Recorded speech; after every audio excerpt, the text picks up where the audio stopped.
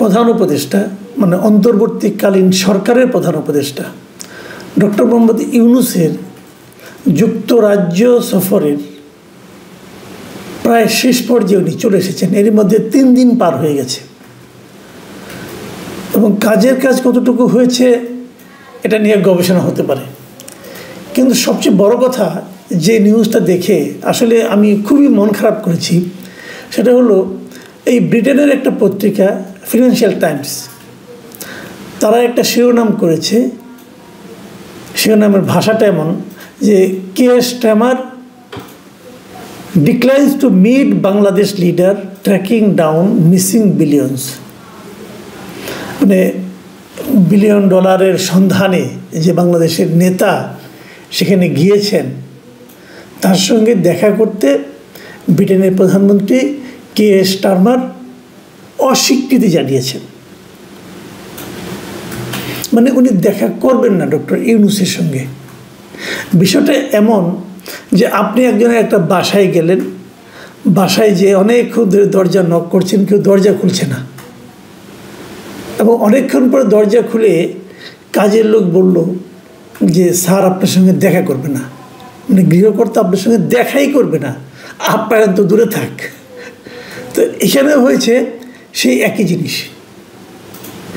উনি গিয়েছেন, যাওয়ার পর যুক্তরাজ্যের যারা সরকারের যারা কর্মকর্তা তারা এটা নিশ্চিত করেছেন, আমি ওই ফিনান্সিয়াল টাইমসের রিপোর্ট থেকে বলছি, সেখানে নিশ্চিত করেছে যে অধ্যাপক ইউনূসের সঙ্গে সাক্ষাৎ করার কোনো পরিকল্পনা কেয়ার স্টারমারের নেই।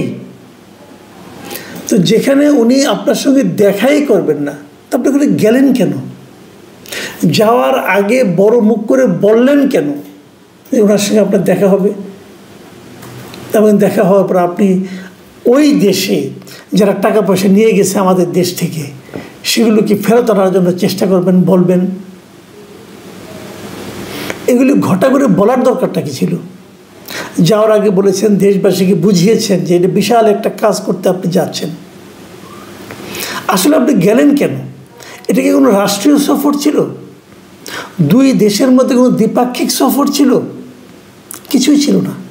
এটা ছিল ডক্টর ইউনূসের একটা ব্যক্তিগত সফর।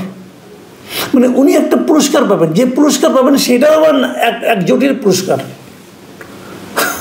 সেই পুরস্কারের যে তালিকা আমরা পেয়েছি সেই তালিকায় ওনার নাম নাই। মনে হয় কোনো সান্ত্বনা পুরস্কার হবে আর কি, জানি না। খুব গুরুত্বপূর্ণ কোনো পুরস্কার তা মনে হয় না। যে লোক নোবেল প্রাইজ পেয়ে গেছে তাকে এই পুরস্কারের জন্য লালায়িত হতে হবে কেন? উনি গেছেন, এয়ারপোর্টে নেমেছেন, কোনো রাষ্ট্রীয় প্রোটোকল ওনাকে দেওয়া হয়নি। ডক্টর ইউনূস এরকম অনেক পুরস্কার পেয়েছেন, পাওয়ার জন্য বিভিন্ন দেশে ভ্রমণ করেছেন, কোনো আপত্তি নাই আমাদের। কিন্তু সেই ইউনূস আর আজকের ইউনূসটা এক না। আগে উনি কত জায়গায় কী পুরস্কার পেয়েছেন, কী পুরস্কার পেতে যে সম্মান পেয়েছেন নাকি অসম্মানিত হয়েছেন, সেগুলো আমাদের গায়ে লাগে নাই তখন, কারণ তখন ইউনূস ছিলেন একজন ব্যক্তিমাত্র। এখন কিন্তু ডক্টর ইউনূস একজন ব্যক্তিমাত্র নয়, উনি এখন এই দেশের প্রধান নির্বাহী, বাংলাদেশ সরকারের প্রধান ব্যক্তি।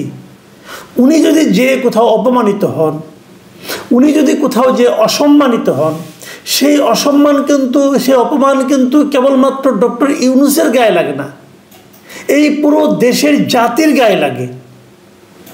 যে কারণে এরকম পদে যখন কেউ যায় তারা সবসময় খেয়াল রাখার চেষ্টা করেন যে আমার কোনো আচরণকে আমার দেশের সাধারণ নাগরিককে, আমার দেশের পাবলিককে, পিপলকে অসম্মানিত করে কিনা। এটুকু বোঝার মতো যদি ক্ষমতা না থাকে, বোধ বুদ্ধি না থাকে, তাহলে উনি এত বড় দায়িত্বে যান কেন? উনি ইংল্যান্ড চলে গিয়েছেন, যে নিয়ে ওনার সঙ্গে আবার অবধারিতভাবে ছায়ার মতো থাকে ওনার প্রেস উইং। এখানে তো বহুত মাতবর আছে এবং বহুত মহাজ্ঞানী লোক আছে, তারা হুট করে বলে বসে তাকে নাকি কোনো এমপি বলেছেন যে কেয়ার স্টারমার এখন দেশেই নাই, কানাডায় আছেন।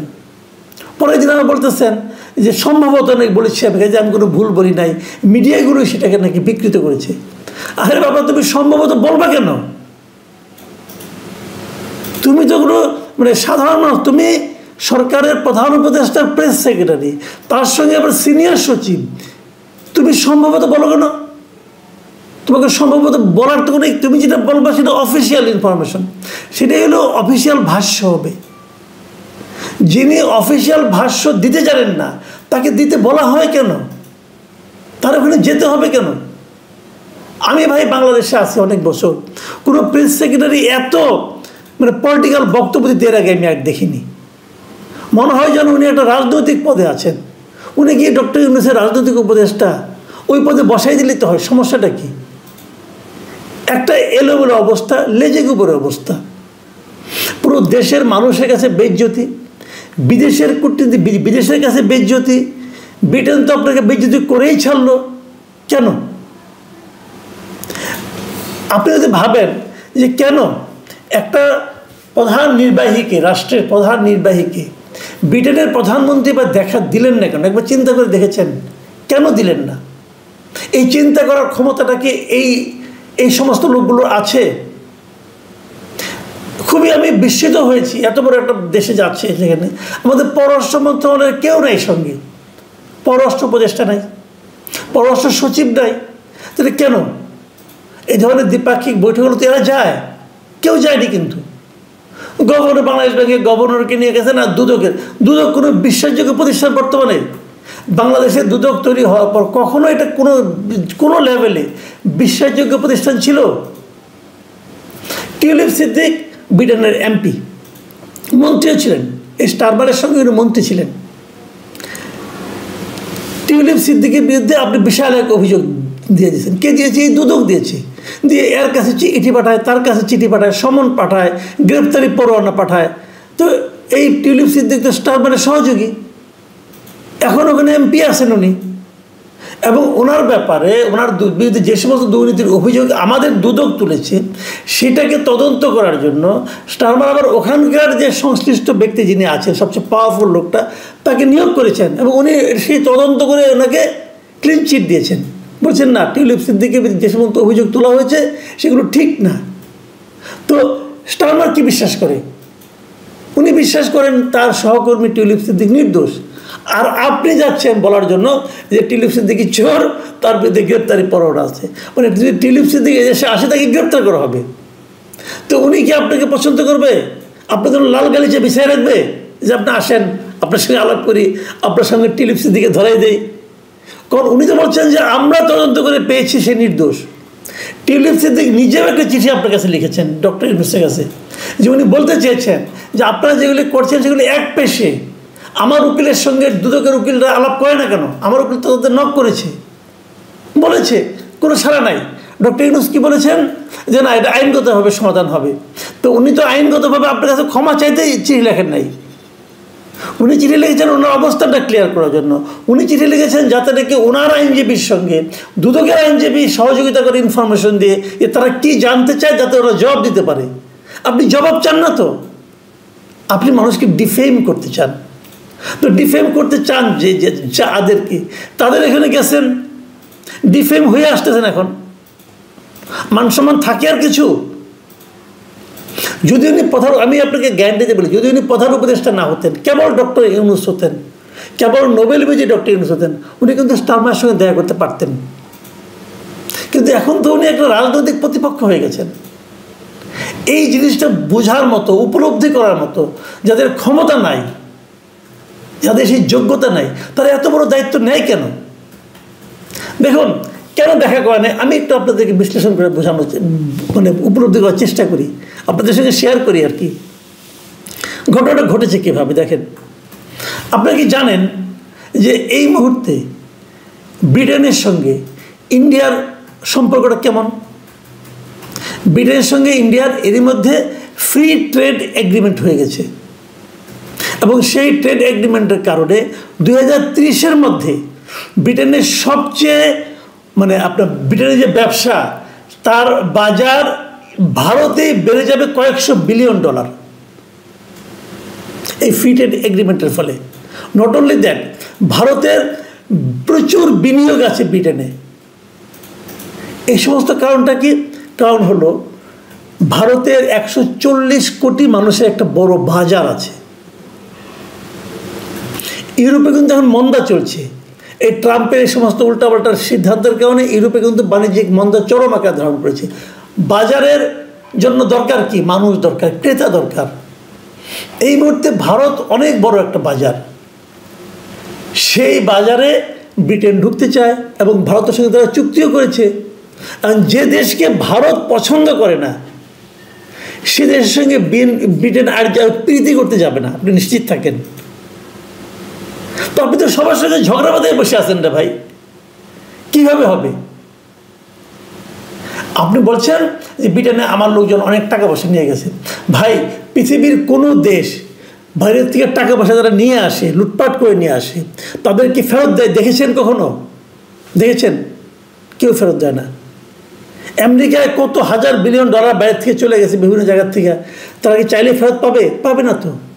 এই যে বিন লাদেন, এদেরই মানে কত বিলিয়ন ডলার আমেরিকা আছে, ফেরত পেয়েছে তারা?